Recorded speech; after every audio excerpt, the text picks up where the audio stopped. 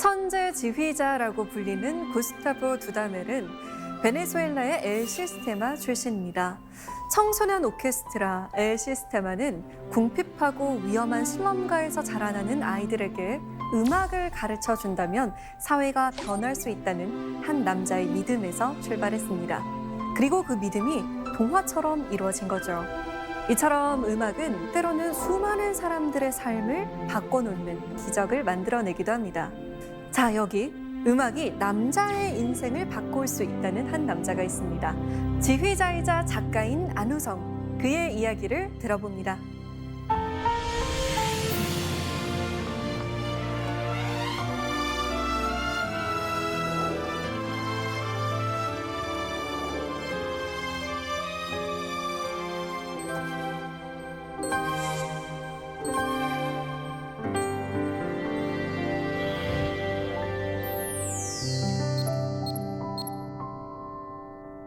네, 지휘자님 안녕하세요. 네, 안녕하세요. 네, 반갑습니다. 요즘 남자 그리고 여자 이렇게 이슈가 굉장히 뜨거운데 왜 지휘자님께서 클래식이 남자의 인생을 바꿀 수 있다라고 말씀하신 건지 궁금해요. 특별히 남자나 여자를 위한 클래식이 따로 있는 건 아니고요. 네. 아무래도 제가 남자다 보니까 남자의 이야기야 남자의 문제에 조금 더 많은 공감을 하고 있는 것 같습니다. 제가 클래식 이야기를 통해서 남자들의 이런 문제들을 조금 좋은 쪽으로 이끌고 갈 수 있는 길라잡이가 될 수 있지 않을까 그렇게 생각해 봤습니다. 그러면 오늘 강연은 여자는 들으면 좀 이득이 없나요? 여성분들 충분히 들으셔도 되고요. 네. 어린 청소년들이나 젊은 친구들, 아이들 모두 들으셔도 좋습니다. 네, 사실 클래식 하면 좀 듣는 사람들이나 듣는 음악이다라는 편견을 가지고 있는데요. 오늘 저희가 쉽게 들을 수 있을까요? 네, 걱정 안 하셔도 되겠습니다. 알겠습니다. 네, 그러면 지휘자님의 안내에 따라서 클래식 세계에 한번 입문해 보도록 하겠습니다. 잘 부탁드립니다. 네.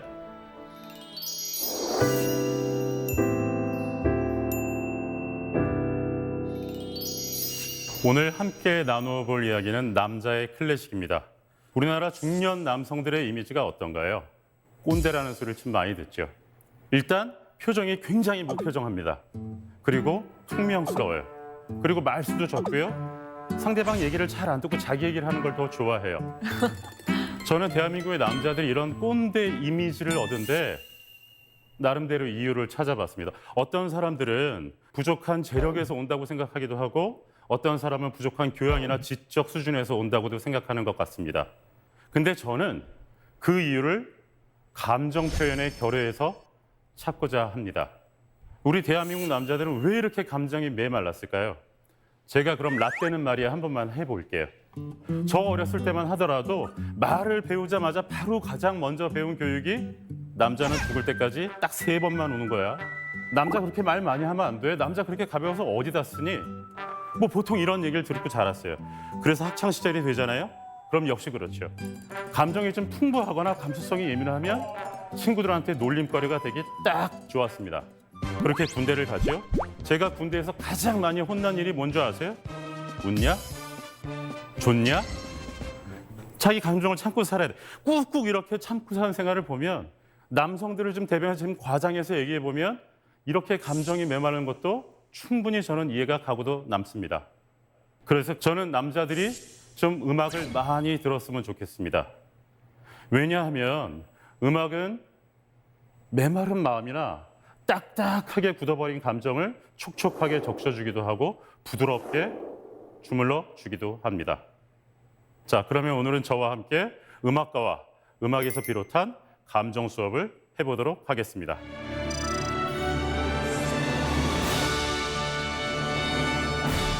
독일말로 인사말을 아시나요?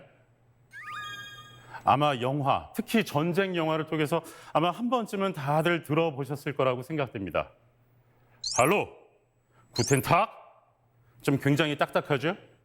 근데 제가 독일에서 유학할 때 저희 독일인 교수님은 날씨 좋은 날이 되면 저한테 은근히 다가오셔서 좀 색다른 인사말을 건네셨습니다. 클라이네 슈파츠야감? 우리말로 하면 짧은 산책, 짧은 산보? 우리 날씨 좋은데 잠깐 산책 좀 할까? 이런 말씀이셨어요. 그럼 저는 정말요? 너무 좋아요. 또 같이 산책을 했죠. 저희가 이렇게 이따금씩 종종 같이 산책을 하니까 학교에 있는 많은 학생들이 궁금했어요. 특히 우리나라 유학생들이 굉장히 궁금했어요. 아니 이제 중년의 나이를 훨씬 넘어서 노년으로 다가가는 교수님과 20대 후반의 젊은 한국 학생이 무슨 할 말이 있을까? 어떤 친구들은 아니 무슨 남자들 이렇게 수다가 많어? 도대체 무슨 얘기를 하는 거야? 이렇게 얘기를 했기도 했고요. 보통의 사람들은 교수님과 제자가 같이 산책을 한다고 하면 좀 학업에 관한 이야기라든가 아니면 저의 장래에 관한 이야기, 앞으로 진로에 관한 상담을 해줬을 거라고 많이 생각들을 하시더라고요. 근데 저희는 같이 주변을 산책하면서 그런 얘기에 대해서는 단 한 번도 나눈 적이 없습니다. 저희 학교 뒤에는 슈바르츠발트, 숲이 너무 울창해서 안에 들어가면 환한 대낮에도 빛이 안 보인다고 해서 흑림이라고 이름이 붙여진 아주 울창한 숲을 뒷 배경으로 하고 있었어요. 그럼 그 슈바르츠발트 산을 보면서 숲을 보면서 저기 오른쪽 뒤에 있는 저쪽들 나무 보여? 지난주랑 색깔이 정말 다르지 않아? 저런 걸 한국 사람들은 뭐라고 표현하니? 나는 이렇게 나이가 많은데도 아직까지 저 판타스틱한 색깔을 독일 말로 뭐라고 표현할지 잘 모르겠어. 보통 이런 얘기를 나눴어요. 그리고 계절이 바뀔 때마다 나는 바람의 냄새에 대해서도 얘기했고요. 학교 옆으로 흐르는 조그마한 시냇물에 대해서도 이야기했습니다. 그리고 비가 오는 날이면 땅에서 올라오는 흙냄새에 대해서 이야기도 했고요. 가만히 앉아서 어떤 땐 깊은 쉼 호흡을 하면서 그저 남자들만의 센티멘탈을 즐기기도 했었습니다. 지금 돌이켜서 생각해보면 제 독일 유학 시절 동안 저한테 아마 가장 소중한 경험이자 가장 중요한 수업이지 않았나 생각됩니다. 저 역시도 감정 표현을 잘 못하는 사람이었어요. 근데 아주 다행히 자연을 사랑하시고 산책을 즐기면서 사색을 즐기시는 교수님 덕분에 저도 자연스럽게 산책을 즐거움을 알게 되었고요. 바람의 냄새를 느낄 줄 알고 구분할 수 있는 남자로 변했습니다. 산책 이야기를 하게 되면 바로 떠오르는 작곡가가 있습니다. 자연을 사랑하고 산책을 사랑했던 베토벤의 이야기입니다.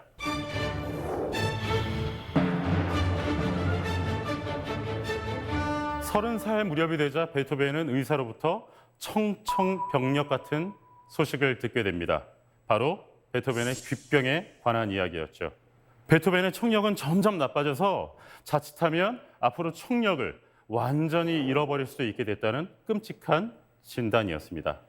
그래서 그 진단을 듣자마자 베토벤은 당장 짐을 싸서 이 복잡한 도심을 떠나 빈 근교의 하일리겐슈타트라는 도시로 떠나게 됩니다. 그곳에서 베토벤의 하루의 일과는 이랬습니다. 오후까지는요 계속 작곡에 몰두했고요.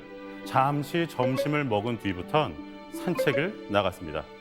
그렇게 베토벤은 하루도 빼지 않고 오후 2시부터 산책을 했습니다. 비가 오건 눈이 오건 우산이나 모자도 쓰지 않은 채 매일 그렇게 숲길을 걸었습니다. 그러다가 갑자기 영감이 떠오르기라도 하면 안주머니에서 오선지 노트를 꺼내서 그 자리에서 바로 노트에 메모하곤 했었습니다. 음악가가 청력을 잃는다는 건 어떤 의미일까요?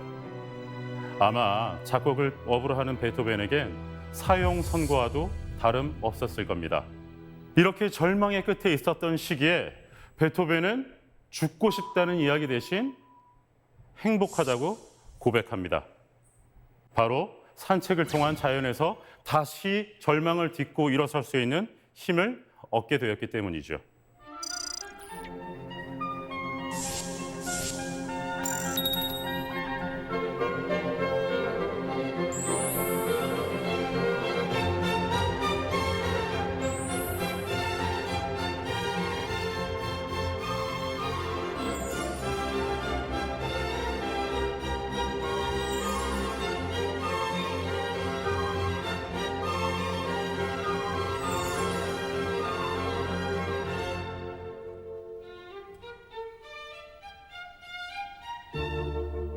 지금 들으신 작품은 베토벤 교향곡 제6번 전원이라는 작품입니다.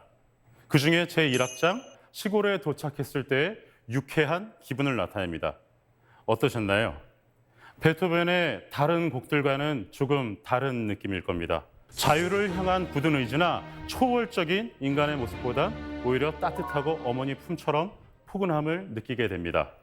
그러니까 자연과 함께 아름다운 마음과 동심이 깨어나는 걸 음악에 잘 표현한 작품입니다. 베토벤은 직접 이렇게 얘기했습니다. 이 작품은 전원에 대한 묘사나 회상이 아니라 자연에 대한 내 감정의 표현이라고요. 이 전환교역의 위대함은 베토벤이 눈과 귀로 들었던 전원의 아름다움을 묘사하고 표현하는 데 그치는 게 아닙니다. 자연에서 산책을 통해 자연한테 받았던 감정에 풍부했던 감정들, 그리고 귀로는 이제 점점 들을 수 없게 되었지만 귀 말고도 더 또렷이 들을 수 있는 마음의 귀를 얻게 해준 자연에 대한 감사의 마음을 동시에 녹여냈다는 데 있습니다. 그럼 지휘자님께서는 주변 지인들에게 산책 가자라고 해보신 적 있으신가요? 네, 종종 아주 자주 잘 써먹고 있습니다. 오, 보통 일정이 있어서 도착하게 되면 한 2, 30분 정도는 먼저 도착하는 편인데 네. 커피숍에 도착해 있으면 이제 3, 3, 5호 사람들이 하나둘씩 만나기 시작하거든요. 그러면 그때 제가 독일에서 배웠던 것처럼 우리 잠깐 한 5분만 산책할까요? 이렇게 오. 아주 잘 써먹고 있습니다. 이렇게 밖에서 사람들을 만나다 보면 처음 만나는 자리의 인사말은 무슨 매뉴얼이라도 있는 것 같습니다. 어느 학교 나오셨어요? 어느 동네에 사시죠? 직장은 어디 다니세요? 이런 좀 진부한 질문 대신 우리 잠깐 산책할까? 라든가 동네에서 자주 마주치는 이웃에게 우리 같이 동네 한 바퀴 산책할까요? 조금 부끄러울 수도 있겠지만 좀 마음을 활짝 열어서 친절한 미소와 함께 인사를 건네본다면 아마 충분히 상대방과 감정에 대해서 나눌 수 있고 상대방의 감정을 살필 수 있는 대화를 할 수 있지 않을까 생각됩니다. 제 독일 유학 시절 이야기를 하나 더 들려드릴까 합니다. 보통 음대 수업은요, 특히 전공 수업은 1대1 레슨으로 이루어집니다. 그런데 한국과 독일의 수업 방식은 전혀 달라요. 저 역시 여러분도 많이 들으셨던 것처럼 도제식 교육을 받고 자란 학생이었습니다. 선생님이 저한테 무언가를 지시하시면 저는 잔뜩 긴장해서 열심히 따라하죠. 그리고 선생님이 오케이 사인 하면 저도 만족했어요. 아주 공손하고 훌륭한 학생이었어요. 그렇게 제가 공손한 태도로 선생님 말씀을 잘 들으면 언젠간 저도 어엿한 성악가가 될 거라는 꿈을 꾸면서 말이죠. 근데 독일의 교육 방식은 전혀 달랐습니다. 제가 무언가 노래를 하면 선생님께서는 제 노래를 유심히 들으시고 호기심으로 물어오세요. 아까 그 부분은 왜 그렇게 부르는 거지? 무슨 이유라도 있어? 그러면 제가 말씀을 드리면 다시 선생님께서 말씀을 이어받아서 진지하게 대화해 나가는 방식이었습니다. 이런 이야기를 들려드리면 정말 괜찮은 교육 방식이군. 이렇게 생각하실지도 모르겠지만 막상 당하는 입장에선 여간 곤혹스러운 게 아닙니다.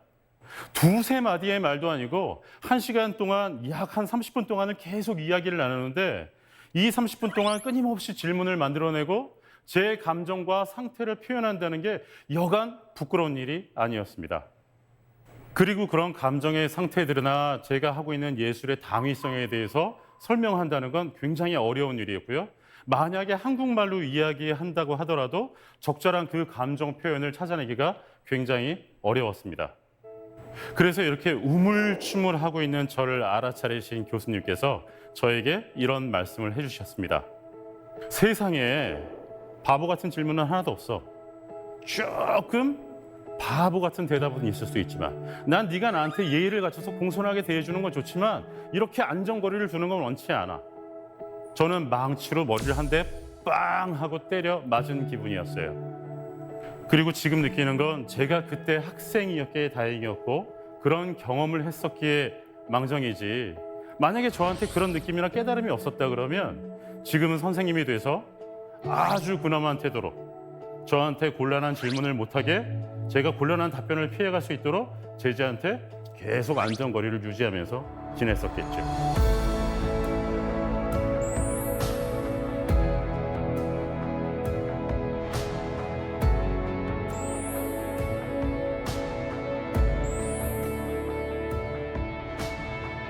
이번에 소개시켜드릴 작곡가는 모범생과는 전혀 거리가 먼 말 안 듣는 학생, 프랑스 인상주의의 작곡가 클로드 드뷔시입니다. 드뷔시는 피아노에 굉장히 재능이 많은 소년이었어요. 평생 어렸을 때 피아노를 일찍 접해본 것도 아니었는데 8살에 우연히 접한 피아노를 겨우 단 1년만 레슨받고 프랑스 음악의 본진인 파리 음악원에 입학하게 됩니다. 그것도 까르멘을 작곡한 비제 같은 위대한 작곡가를 길러낸 위대한 스승 마리 몽테르에게 사사받으면서 말이죠. 그리고 겨우 입학한 지 1년 만엔 그 어려운 쇼팽의 피아노 협주곡을 협연할 정도로 굉장히 훌륭한 피아노 수준을 갖추게 됩니다. 그런데 피아노에 대한 이렇게 뛰어난 재능에도 불구하고 드뷔시는 그렇게 피아노를 열심히 공부한 학생이 아니었어요. 선생님이 모차르트나 하이든의 곡을 숙제로 내어주면 자기 마음대로 현악사 중주로 편곡해서 피아노를 친다거나 연습곡에 뜬금없이 앞에 프렐류드, 전주곡을 갖다 붙여서 작곡하는 그런 방식이었어요. 그리고 토시 하나 틀려서는 안 되는 바흐의 바로크 음악도 낭만주의 음악풍으로 자기의 감정을 잔뜩 실어서 연주하곤 했었습니다. 한마디로 피아노과 전공생이라면 하지 말아야 될 짓만 골라서 했던 거죠. 드뷔시는 이전에 수업에서 배웠던 화성학의 조합을 별로 좋아하지 않았어요. 그 대신에 어디서 한 번도 듣도 보지도 못한 요상하고 괴랄할 화성들을 만들어내기 시작했죠. 그리고 자기만의 방식으로 전개시키고 계속 쌓아가고 붙여나갑니다. 하지만 이때부터 드뷔시 인상주의 음악의 작품은 자기의 색깔을 점점 나타내기 시작합니다.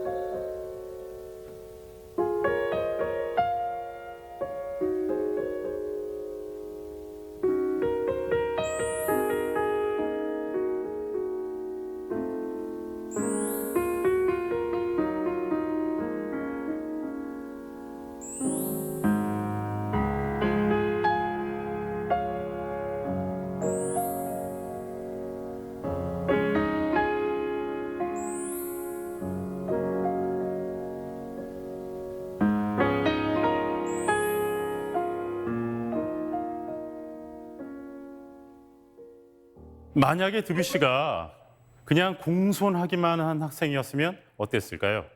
선생님이 시키시는 대로 꼬박꼬박 우직하게 공부만 하는 학생이었다면요. 그리고 만약에 드뷔시가 자기 클래스에서 항상 1등만을 목표로 공부하는 학생이었으면 어땠을까요? 만약에 그랬다면 드뷔시는 지금 아마 피아니스트로서 저희가 기억하고 있게 되거나 이렇게 아름다운 주옥 같은 작품들을 들을 수 없지 않았을까요?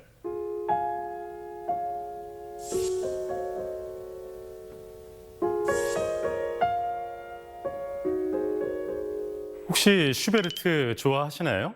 네, 좋아합니다.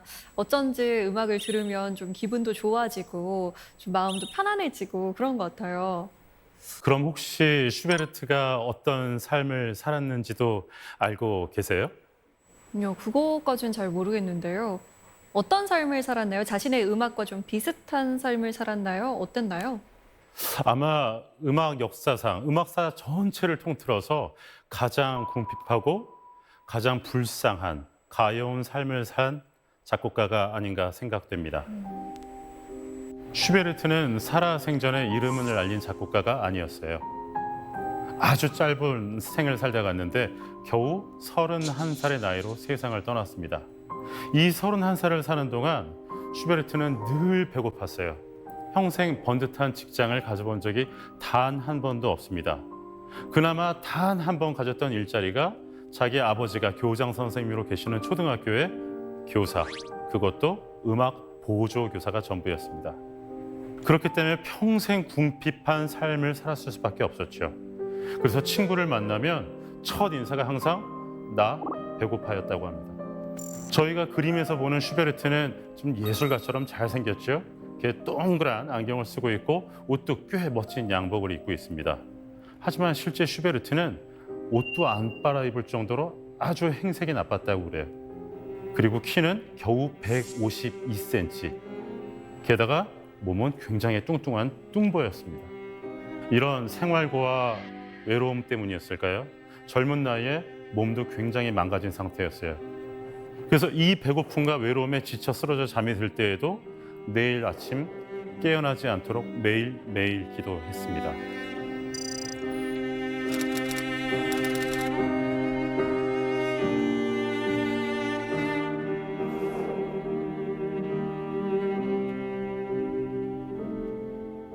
슈베르트는 이렇게 위대한 작곡가임에도 불구하고 평생 피아노 한 번 가져본 적이 없었죠.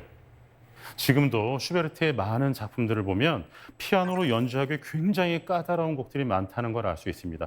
그 이유를 찾아보면 아마 슈베르트가 기타로 작곡해서 그렇지 않았나. 그러니까 그랬던 거죠. 기타로 작곡을 하고 머릿속으로는 피아노의 사운드를 상상하는 거예요. 그런 열악한 상황 속에서 작곡해낸 곡이 무려 1000여 곡을 작곡했습니다.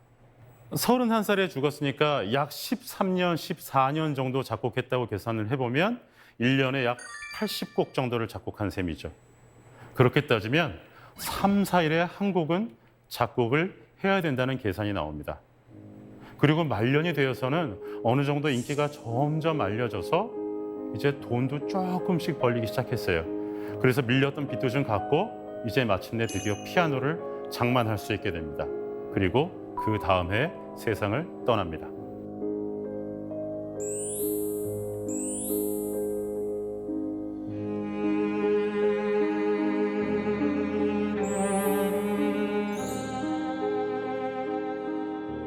겨울나그네는 24개의 아름다운 가곡으로 이루어진 연가곡집입니다. 연가곡집은 무슨 이야기냐면 음악 안에 들어있는 음악적 내용이나 줄거리, 텍스트의 내용이 개연성과 시간의 순서대로 흘러간다는 뜻을 뜻합니다. 한마디로 줄거리가 이어진다는 이야기죠. 이방인으로 와서 이방인으로 떠나간다는 가사로 시작하는 겨울나그네는 상당히 비극적인 정조로 가득한 노래입니다. 사랑의 상처와 시련으로 이제 원치 않는 여행길을 떠나야 되는 한 청년이 있습니다. 이 청년은 좀 있다가 봄이 되면 가도 되고 아니면 당장 내일 하루라도 더 잠을 자고 기다려서 내일 아침에 떠나도 될 것을 굳이 깜깜한 밤의 여행을 떠납니다. 그것도 사람이 다니는 길이 아니라 야생 동물의 발자국을 보고 말이죠. 달빛에 의지하면서요.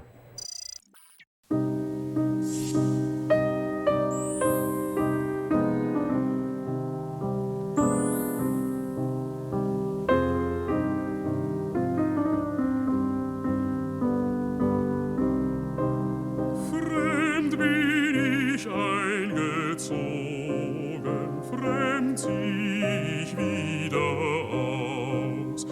Der Mai war mir gewogen mit manchem Blumenstrauß. Das Mädchen sprach von Liebe, die Mutter gar von Ehe. Das Mädchen sprach von Liebe, die Mutter gar von Ehe. 자, 남성분들 괴롭거나 외로우실 때 어떻게 하시죠? 혹시 나는 괜찮아 하고 더 센 척하지는 않으시나요? 아니면 애써 나오는 음료를 먹으면서 속으로 혼자 울면서 아파하지는 않으시나요? 저는 그런 분들께 슈베르트의 겨울 나그네를 들으면서 같이 울라고 권해드리고 싶습니다. 슈베르트의 겨울 나그네는 단순히 쓸쓸한 미학에 그치는 것이 아니라 저희의 아픔과 절망과 슬픔을 치유해주는 힘을 갖고 있습니다. 슬픈 선율은 몸을 굽이굽이 휘 돌아서요. 저희 가슴속에 있던 절망이나 아픔을 덜어내주고 씻어주기도 합니다. 잘 가꾸어진 정원보다 들판에 핀 들꽃이 그리고 아름답게 끝나는 러브스토리보다 시련의 아픔의 이야기에 더 눈길이 가는 건 저렇게 가장 낮은 곳에 가장 보잘것없는 곳에 발견한 순수함은 치유의 힘을 갖기 때문입니다. 우울하고 슬플 때, 고독하다고 느낄 때 밝아지려면 밝아지려고 할수록 오히려 더 슬픔은 옥죄어 오기 시작합니다. 그럴 때 이렇게 치유하는 클래식을 음악을 들으면서 힐링을 해보시는 건 어떨까요? 만약에 여러분께서 지금 들려드리는 이런 아름다운 곡들을 한두 곡 정도 마음에 갖고 계신다면 아픔과 슬픔과 절망의 순간 때마다 굳이 밖에서 술을 마시거나 괴로워하시지 않더라도 음악과 함께 충분히 슬기롭게 헤쳐나갈 수 있으시리라 생각됩니다.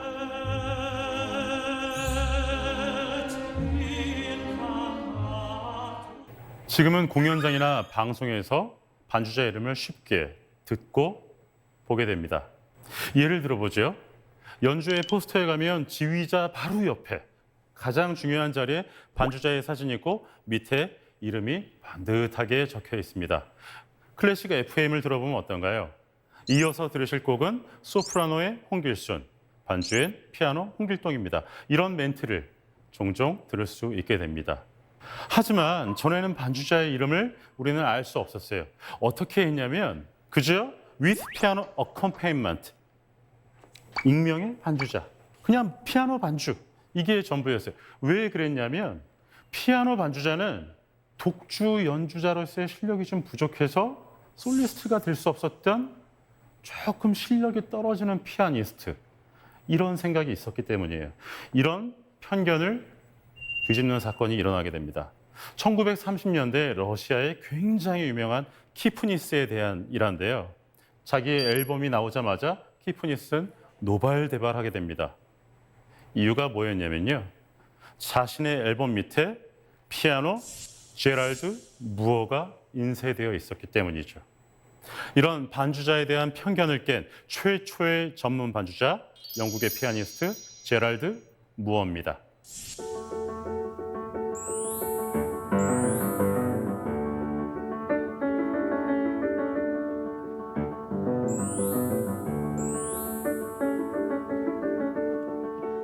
항상 최고 수준의 연주와 완벽한 해석으로 훌륭한 무대를 선보였던 제랄드 무어는 모든 성악가들이 함께 연주하고 싶은 반주자였습니다.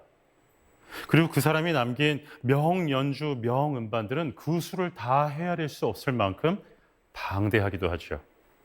제랄드 무어의 활동 영역은 비단 성악 영역에만 그치지 않았습니다. 당시에 굉장히 유명한 첼리스트 파블로 카잘스라든지 자클린 뒤프레, 그리고 예후디 메뉴인 같은 기악 연주자들도 모두 제랄드 무어와 함께 연주하고 공연하고 싶어 했습니다. 1967년 런던에서는 음악 역사상 가장 아름다운 음악회가 열렸습니다. 그리고 이 연주를 위해 당대 최고의 성악가인 디트리 피셔 디스카우나 엘리자베스 슈바르츠코프, 빅토리아 로스 앙헬레스 등이 모였죠. 이 세계적인 슈퍼스타들이 한자리에 의기투합해서 모인 이유는 바로 제랄드 무어의 은퇴 연주에서 노래하기 위해서였습니다. 그렇게 성대하고 멋진 공연도 이제 프로그램을 다 해갔습니다. 그러자 제랄드 무어는 무대 중앙으로 뚜벅뚜벅 걸어나와 관객들에게 인사를 하죠. 그리고 40년 동안 반주자로서, 음악인으로서 음악 안에서 행복했던 삶을 마감하는 감사의 의미로 피아노 연주를 하기로 합니다.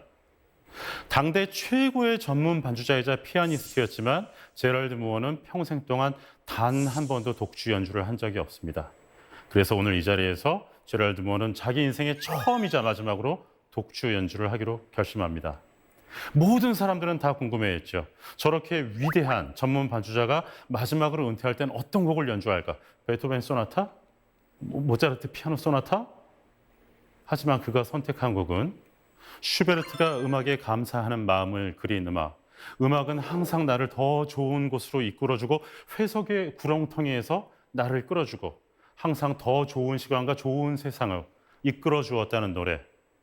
음악회를 연주하기로 합니다. 단 1분 30초였습니다.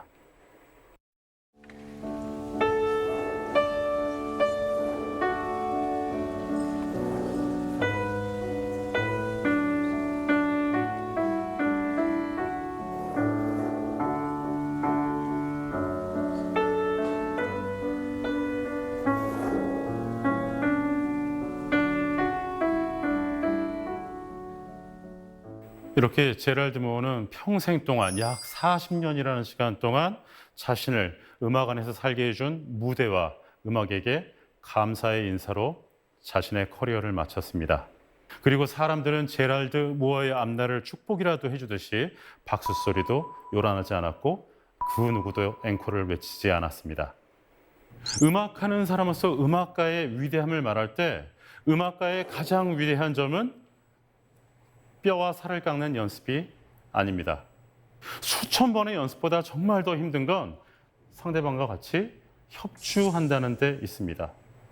같이 협주를 한다는 건 나와 같이 하는 파트너에 대해서도 충분히 공부해야 되고 연구해야 되고 아주 세심한 감정 하나하나까지 캐치할 수 있어야 됩니다. 그리고 그렇게 할 수 있는 유일한 방법은 내가 언제든지 상대방에 맞출 수 있도록 내 마음을 살짝 무른 상태로 만들어두는 것이죠. 은퇴 연주회에서 고백하길 제랄드 무어는 이렇게 얘기했습니다. 나는 종종 내가 반주자로서의 전통적인 태도인 조심성을 잃어버리고 너무 크게 연주하지 않나 늘 걱정되었다고 고백했습니다. 꼰대의 가장 큰 특징 중에 하나가 남의 이야기를 잘 안 듣는 거죠. 그리고 목소리가 아주 크다는 데 있죠. 제랄드 무어를 보면서 이런 소통의 미학을 느껴보게 됩니다. 항상 남들보다 목소리를 크게 내세우기보단 오히려 자신의 목소리를 주면서 남의 이야기를 더 많이 들어주는 것이 인생에 있어서도 아름다운 협주를 만들어내갈 수 있는 비법이 아닌가 생각해보게 됩니다.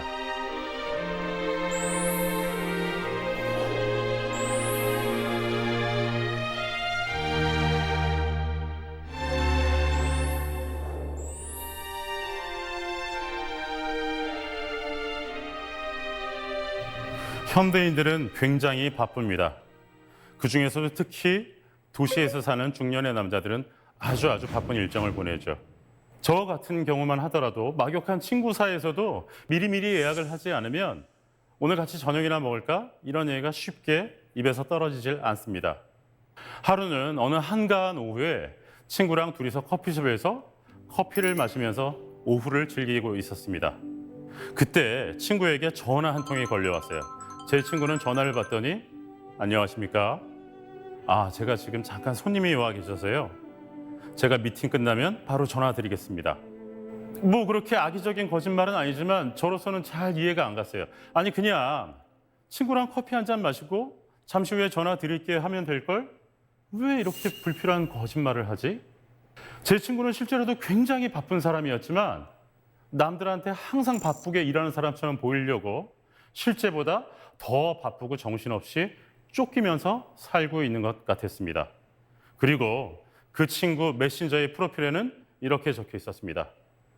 졸면 죽는다. 이쯤 되면 한번 좀 심각하게 생각해 봐야 하는 거 아닐까요? 왜 중년의 남자들은 바쁘지 않으면 불안해할까요? 왜 언제부터 이렇게 바쁜 삶이 남자들의 미덕이 된 걸까요? 이번에 들려드릴 이야기는 프랑스 최고의 작곡가이자 프랑스 최고의 오르가니스트 까미유 생상스입니다. 이렇게 위대한 작곡가 까미유 생상스도 지금 좀 전에 제가 말씀드린 친구 이야기처럼 남들의 눈을 굉장히 의식하는 작곡가이기도 했습니다. 51살이 되던 해 생상스는 독일, 오스트리아, 체코로 연주 여행을 떠나게 됩니다. 당시에 생상스의 음악계에서 입지는 사실 조금 위태로운 상황이었어요. 이유는 한해전의 독일 음악과 바그너에 대한 비판 때문이었는데요. 생상스가 독일에 도착하자마자 바그너의 열성 팬들과 안티 생상스 팬들은 생상스의 연주를 환영하지 않았습니다. 그래서 생상스는 오스트리아의 빈과 체코의 프라하 단 2개의 도시에 제외한 모든 도시에서의 연주를 금지당하게 되죠. 자, 이제 연주도 망했고 자기 입지는 더 위태로워졌죠. 그러면 하루빨리 당장 프랑스로 돌아가서 자신의 다음 프로젝트에 매진해야 될는지도 모르겠습니다. 자, 힘들 때 우는 자가 인류던가요? 힘들 때 웃는 자가 인류죠. 생상스는 프랑스를 가는 대신에 모든 걸 다 내려놓고 오스트리아 시골 마을에 있는 자기의 친구이자 첼리스트인 샤를 르부크를 방문하게 됩니다. 그렇게 방문하게 된 오스트리아의 작은 시골 마을에선 마침 사육제가 열리고 있었는데요. 친구 샤를 르부크는 생상스에게 이렇게 대단한 프랑스의 위대한 작곡가께서 와주셨으니 사육제의 마지막 날을 위한 곡을 작곡해달라고 부탁하게 됩니다. 자, 연주에는 홀라당 말아먹었겠다. 그래, 좋아. 여기서는 나에 대해서 욕하거나 비평 기사를 쓴 기자들도 없어. 이렇게 가볍게 편안하게 마음을 먹고 자기 마음대로 내키는 곡을 작곡하기 시작합니다. 그렇게 탄생하게 된 작품이 바로 동물의 사육제입니다.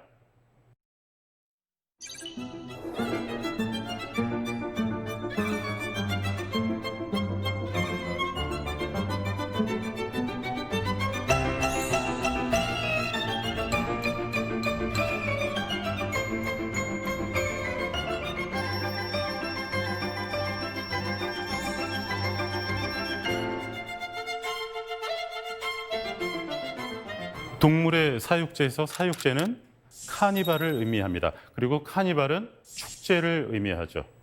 자, 축제는 어떻죠? 평소에 자신의 모습을 내버리고 축제 자체를 실컷 즐기죠. 다 큰 어른이 꽃갈 모자를 쓰기도 하고요. 얼굴에 우스꽝스러운 분장을 하기도 합니다. 그리고 길거리를 다니면서 손에 음식을 들고 다니면서 길거리에서 음식을 먹기도 하고요. 땅바닥에 털썩 주저앉아서 남의 눈치 안 보고 지나가는 사람을 보면서 시간을 보내기도 합니다. 이렇게 생산스는 축제 현장에서 여유를 찾았고요. 여러 사람들을 만나면서 많은 음악적 영감을 얻게 됐습니다. 그리고 지금은 자신의 최고로 유명한 곡이자 대표곡인 동물의 사육제도 덤으로 얻게 되었습니다. 굉장히 바쁜 일정이었고 다가올 프로젝트에 대해서 느꼈을 중압감 또한 굉장히 컸을 겁니다. 하지만 만약에 생상스가 모든 것을 벗어버리고 여행을 떠나지 않았다면, 휴식을 취하지 않았다면 아마 저희가 오늘날 동물 사육제처럼 훌륭한 작품을 만날 수 없지 않았을까요? 사람들이 바쁘게 열심히 살아서 성취감을 느끼고 남들한테 인정을 받고 싶은 욕구는 너무 당연한 거죠.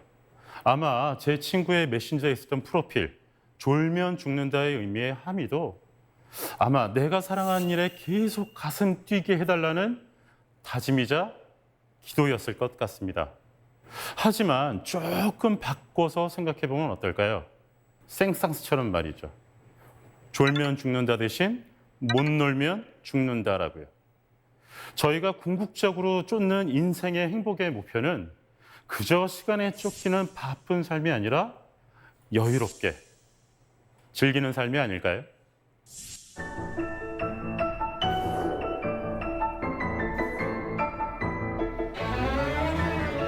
요즘 남자들의 대화에서 절대로 빠질 수 없는 주제가 있습니다. 바로 건강과 외모에 관한 이야기입니다. 비타민이나 영양제는 말할 것도 없고요.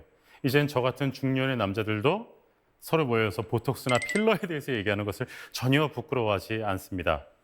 얘기를 잘 들어보면 어차피 늙을 거 그래도 최대한 천천히 좀 노화를 좀 늦춰보자라든가, 아니면 이미 온 노화라면 적어도 좀 잘 감춰보기라도 하자는 것입니다. 아마 외모를 잘 갖고 건강한 남자가 성공한 남자라는 공식에 확신이 있는 것처럼 보입니다. 하지만 제가 생각하는 진짜 멋있는 젠틀맨은 외모에만 국한되어 있진 않습니다. 우리가 흔히 쓰는 말로 롤 모델이라는 말이 있죠. 독일 말로는 Vorbild라고 합니다. 말 그대로 하면 앞에 있는 그림, 앞에 두고 보는 그림 정도의 뜻이 있습니다. 거울 앞에서 자신의 주름만 관리하는 것보다 이분이었으면 이런 인생의 구비구비에서 어떤 결정을 했을까? 이 자리에서 어떤 표정을 지어 보였을까? 어떤 멋있는 말을 했을까? 라고 한 번쯤 생각해 볼 수 있는 롤 모델이 있다면 웰 에이징에 굉장히 큰 도움이 될 거라고 생각합니다. 자, 여기 웰 에이징이 무엇인지, 어떻게 사는 것이 멋진 인생이고 어떻게 늙어가는 것이 진정 멋있게 늙는 것인지 몸소 보여준 음악가가 있습니다. 바로 첼로의 성자 파블로 카잘스입니다. 13살의 어린 파블로 카잘스는 바르셀로나 부두가에 있는 한 헌책방을 들르게 됩니다. 그리고 그곳에서 저 한 구석에 놓여있는 악보 한 뭉치를 발견하게 되죠. 나중에 카잘스의 말에 따르면 카잘스는 이 순간을 이렇게 기억합니다. 그 경험은 나에게 마치 마법처럼 신비한 경험이었다고요. 그렇게 알 수 없는 마술 같은 힘에 이끌려서 소년 카잘스는 악보를 사게 되고 가슴에 품에 안고 집으로 곧장 뛰어가게 됩니다. 그렇게 악보를 발견한 카잘스는 하루도 빼지 않고 매일매일 이 작품을 연습했습니다. 그렇게 12년의 세월이 지나고 파블로 카잘스가 25살이 되던 해 드디어 첫 번째 공개 연주회를 하게 됩니다. 그리고 그로부터 또 35년이 지난 후 카잘스가 60세가 되어서야 첫 음반 레코딩을 하게 됩니다. 이렇게 나오게 된 작품이 바흐의 첼로 무반주 모음곡입니다.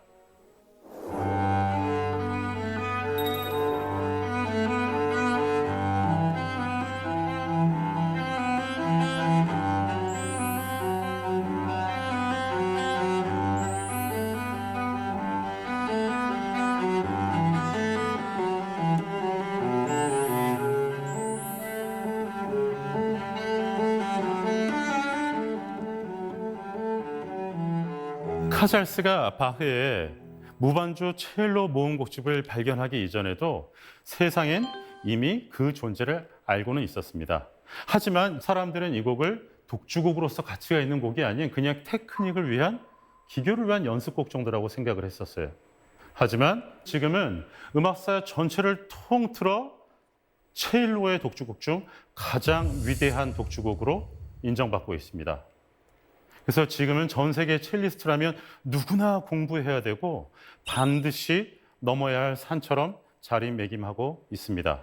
그리고 또 카잘스는 현대 첼로 주법의 완성가이기도 합니다. 지금처럼 손가락을 활짝 벌려서 현을 짚는다던가 활을 켤 때 팔꿈치를 활짝 벌리고 하는 이 모든 포지션들도 다 카잘스의 창안에 의해서 발견된 것입니다.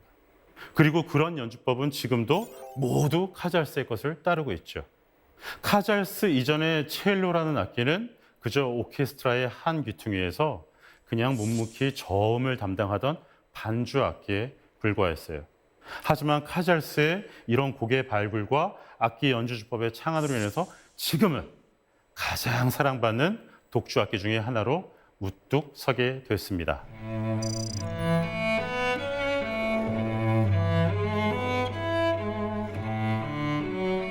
한 기자가 첼로의 성자 카잘스에게 이런 질문을 던졌습니다. 선생님은 첼로의 성자로 불리우시면서 이미 세계 최고의 첼리스트이십니다. 그런데도 하루도 빼지 않고 매일 6시간씩 연습하시는 이유가 무엇입니까? 카잘스는 화를 내려놓고 이렇게 말했습니다. 왜냐하면 나는 지금도 매일 조금씩 좋아지는 걸 느끼기 때문이지. 이때 카잘스 나이 95세였습니다. 카잘스는 한 음악가로서뿐만 아니라 한 인간으로서 어떤 삶의 태도를 갖고 살아야지 보여준 매우 좋은 전형이라고 생각합니다.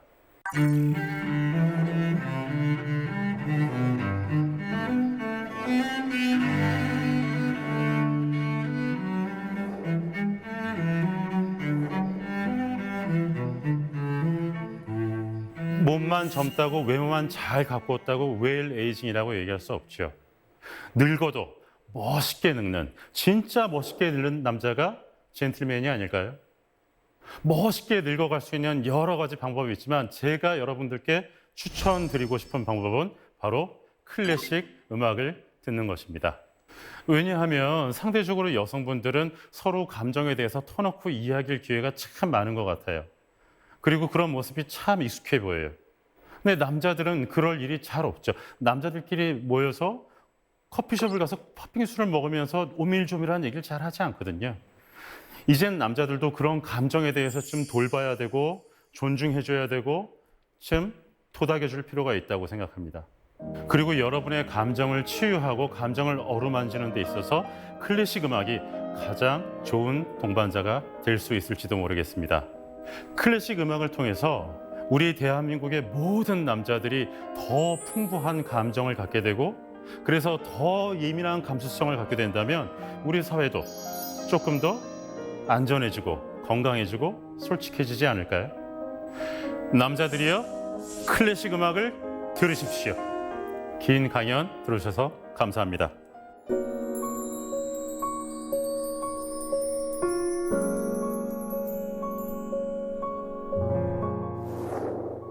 네, 강연 정말 잘 들었습니다. 남자든 여자든 정말 꼰대가 되지 않으려면 음악이라는 예방 주사가 꼭 필요하겠다라는 생각이 들더라고요. 네, 맞습니다. 클래식 음악이야말로 정말 꼰대 예방과 꼰대 치료에 가장 좋은 특효약이 아닌가 생각합니다. 자, 그러면 사세계 공동체 여러분께서 질문을 미리 보내주셨는데요. 그 질문들 한번 만나볼게요. 자, 먼저 배효님의 사연입니다. 안녕하세요. 클래식을 잘 모르는데요. 어떻게 하면 클래식과 친해질 수 있을까요? 자, 오늘 영상 보신 분들이 가장 궁금해할 질문이에요. 어떻게 하면 친해질 수 있을까요? 우선은 들어보는 게 가장 중요하고요. 음악을 듣다 보면 자기가 밝은 음악을 좋아하는지 아니면 조금 진지한 음악을 좋아하는지 아니면 성악가의 목소리를 좋아하는지 금관 악기를 좋아하는지 목관 악기를 좋아하는지 자기의 취향을 찾아갈 수 있어요.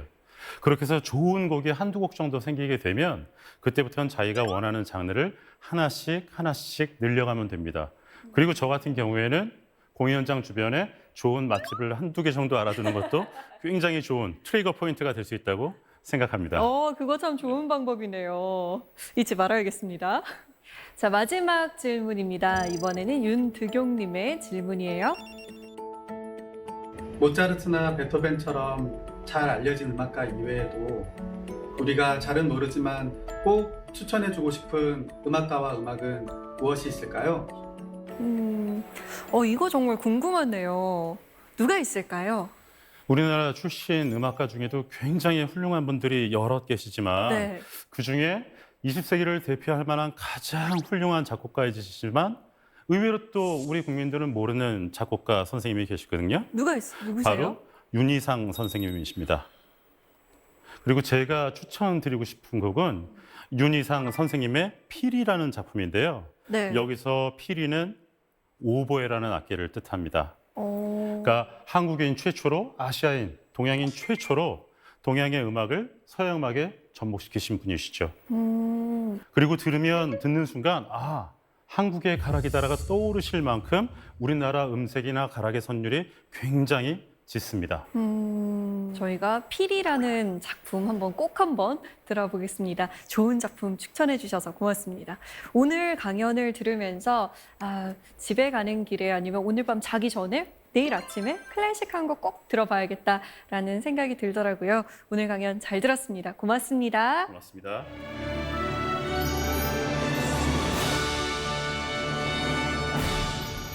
비대면 사회가 되면서 일상을 지배하는 스마트폰의 위력이 점점 더 세지고 있습니다. 오늘 하루만큼은 디지털 공해에서 좀 벗어나고 싶다. 무인도에서 홀로 자유를 누렸을 로빈슨 크루소가 부럽다 하시는 분들, 생각보다 쉬운 방법이 하나 있습니다. 바로 스마트폰 전원을 끄는 겁니다. 아마 무인도가 따로 필요 없을걸요? 대신에 클래식곡 음악을 한 곡 찾아서 들어보는 건 어떨까요? 다시 전원을 켰을 때는 조금 더 마음이 말랑말랑해졌을 겁니다. 사세계 공동체 스미다. 저희는 다음 시간에 찾아오겠습니다.